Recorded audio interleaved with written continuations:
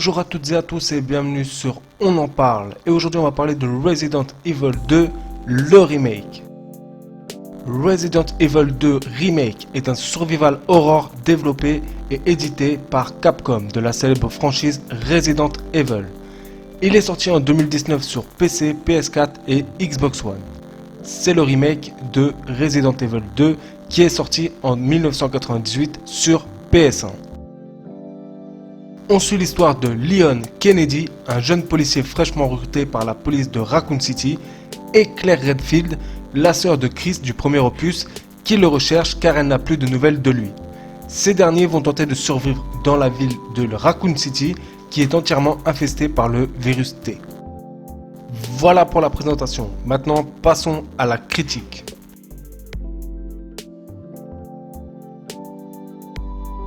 Après avoir reçu une claque par derrière en jouant au premier Resident Evil, celui de 96 bien sûr, eh bien Resident Evil 2 m'avait carrément fait un retourné en plein visage.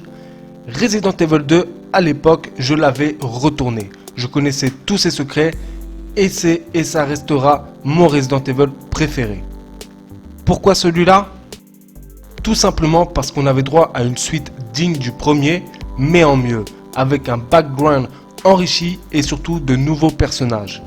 D'ailleurs, Leon restera pour moi le meilleur personnage de la franchise. Et puis, il y a cette ambiance totalement différente du premier. D'ailleurs, ça me fait un peu penser à Alien, c'est-à-dire que les deux sont géniaux et différents, mais complémentaires. Enfin bref, on va laisser la nostalgie de côté et je vais vous donner mon avis et ma note de ce remake. Eh bien, c'est simple, ce jeu est juste une tuerie. Je lui mets un 18 sur 20. Il aurait pu avoir un 19 ou un 20, mais son défaut majeur, et j'y reviendrai dessus bien sûr, lui enlève 2 points. On va commencer par ses qualités. La direction artistique, elle est juste magnifique. Que ce soit les graphismes, les jeux de lumière et surtout cette ambiance de dingue. D'ailleurs, attention à votre cœur si vous jouez avec le casque. C'est frisson garanti. Ils ont réussi à respecter l'original tout en modernisant le gameplay, comme les touches rapides pour changer d'arme, les énigmes qui sont assez simples mais bien pensées, enfin c'est tout le level design qui est bien pensé et bien foutu. Il a une bonne, voire très bonne durée de vie avec 2 campagnes, donc Leon et Claire, plus les modes de défi, sachant que une campagne en premier run, c'est à peu près entre 8 et 12 heures. Après, bien sûr, quand vous connaissez le jeu, ça va plus vite. Mais déjà, en premier run, c'est pas mal. Il y a aussi des bonnes idées de gameplay comme les planches de bois, les couteaux qui ont une durée de vie, la possibilité de créer ses munitions. Je ne sais plus c'est dans quel Resident Evil que ce dernier a été introduit, mais le fait de l'avoir mis dans celui-là, c'est cool. On a aussi la possibilité d'améliorer son inventaire et ses armes. Dans l'original, il me semble que l'on pouvait seulement améliorer les armes. Après, je me rappelle plus trop. Mais il me semble que l'inventaire, ce n'était pas possible. J'ai trouvé que la carte était bien détaillée et facile à comprendre. Il y a le côté survival horror qui est vraiment présent car malgré le fait de pouvoir créer ses munitions, eh bien, on en manque très rapidement. Et pourtant, j'étais en normal et je peux vous dire que j'en ai bavé. Et puis, il y a un bestiaire sacrément bien fait, avec des monstres différents. Et surtout, Mr. X. Celui-là m'a donné des sueurs froides. Alors quand tu te tapes Mr. X plus 2 lickers plus 2 zombies, je peux vous dire que vous avez chaud au cul.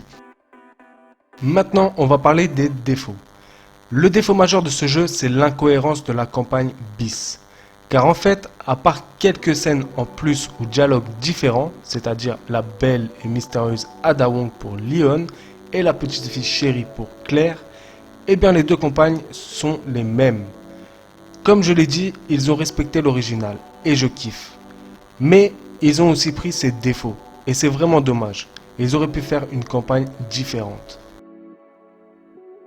Ensuite, c'est un détail, mais il y a la VF. Alors, il y en a, je sais, qui disent que c'est pas catastrophique. C'est vrai, je suis d'accord. Mais personnellement, j'ai pas du tout aimé parce que moi, j'ai grandi avec les Resident Evil en VO. Et franchement, j'ai pas réussi à jouer avec la VF. Après, c'est bien sûr à vous de voir.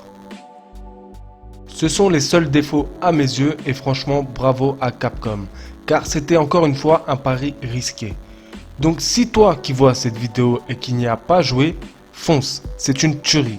Il respecte l'original tout en le modernisant pour ceux qui n'y ont pas joué sur PS1. Maintenant, avant de terminer la critique, je voudrais vous montrer des petits bugs que j'ai eu lors de mes sessions. Bien sûr, ça n'impute pas sur la note car même les grands jeux ont des bugs, mais je voulais vous montrer car c'est des bugs assez drôles. Par exemple, il y a ce zombie qui me salue après l'avoir tué, enfin retué. Et puis, il y a celui-là qui fait la pose pour une photo sûrement.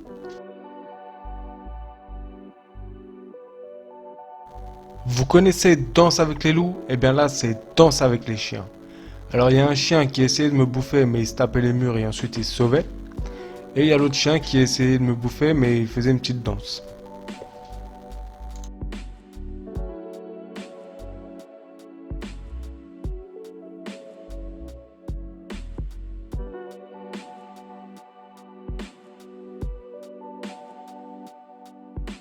Et bien sûr, le meilleur pour la fin, nous avons un liqueur que j'ai tué, donc au fusil à pompe, j'ai eu du mal d'ailleurs, il m'a bien fait chier.